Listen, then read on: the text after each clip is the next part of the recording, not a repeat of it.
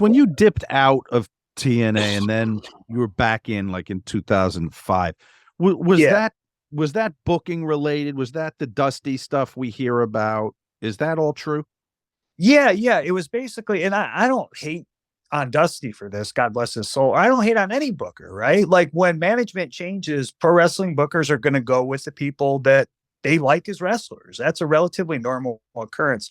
And I remember at the time too, the guy who got me my job was Jerry Jarrett, right? Mm-hmm. So Jerry Jarrett was the one who really wanted to hire me. I think he was gone by that point, but Jeff wanted to keep me around under contract, but I got paid when I played.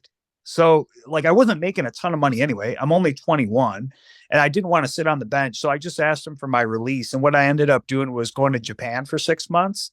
And I wrestled in Japan full time actually while I came back to TNA, and I was doing Ring of Honor for about a year there. But Japan changed me big time. So I just busted my ass, put my nose to the grindstone, and said, you know, I'm going to kill it in Japan, learn that style of wrestling, and then see where it goes from there. In the meantime, too, I had a tryout with WWE, and they offered me a OVW developmental contract. But then TNA called in summer of 2005, that we'd like you to come back and you can still work in Japan if you work for us too.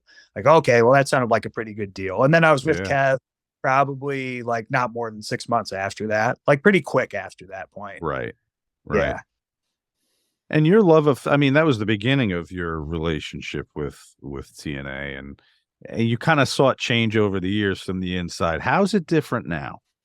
Oh my God, dude. So like, you know, first of all, my position in the company is obviously different, but I think they take a lot better care of people.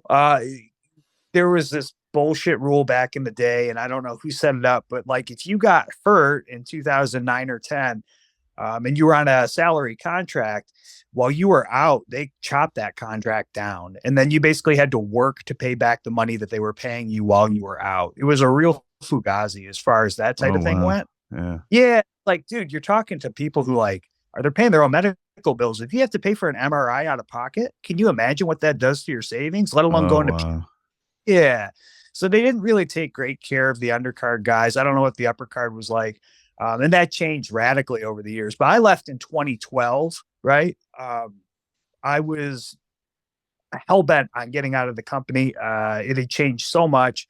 And I went to New Japan. When I came back in 2021, most recently, the company was radically different. They take really, really good care of people now. And I'd say that's probably, from my perspective, like one of the more important parts. It really is like a very cohesive company. Like everybody helps each other out.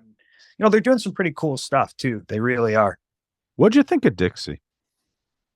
Man, nice lady. I barely interacted with her, and the interactions were so superfluous and so that it was like, I don't really think she even knows who I am. Like, I don't even know if she really knew my name, to be honest with you.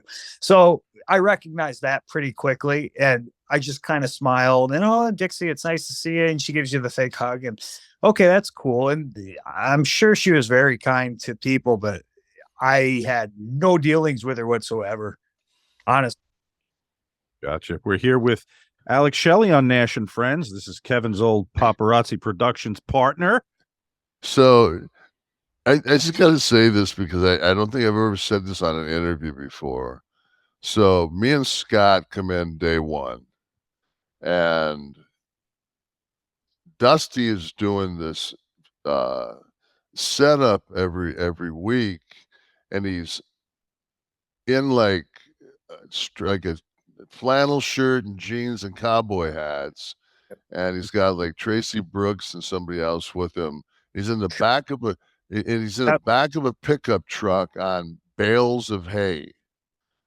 And this is when we're on Fox Sports, which is basically only syndicated to the top 20 urban places in America. Okay?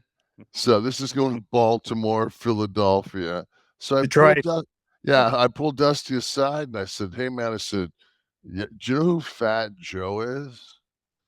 The rapper?" I said, "Like, could you like why wouldn't you get like an Escalade and do like a Fat Joe thing and like be in a sweatsuit?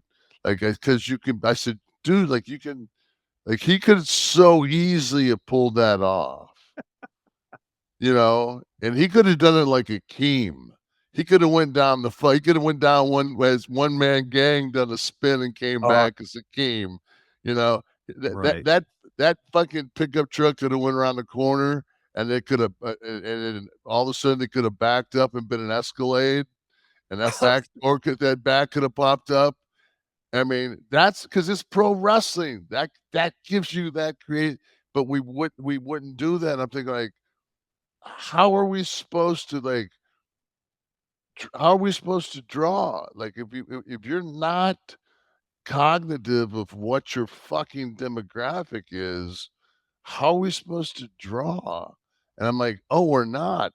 And I swear to you, man, they were paying Scott and I like 10 grand a fucking television. Wow. We were making like 40 fucking 50K a fucking month. It was stupid. Then all of a sudden they just went like, we can't pay you guys that much. And we went, we know. Like, that's cool. You can give us half. Like, we'll take half. Like, we wondered when this would run out. This is ridiculous. Like, we know there's no fucking money, and I know we're stealing it because you guys have got some fucking fascination that the NWO is going to start over. It's just like, that ain't going to happen. We're both in our 50s. Man. Oh, so we have some questions from the audience. That's what it's all about tonight. I think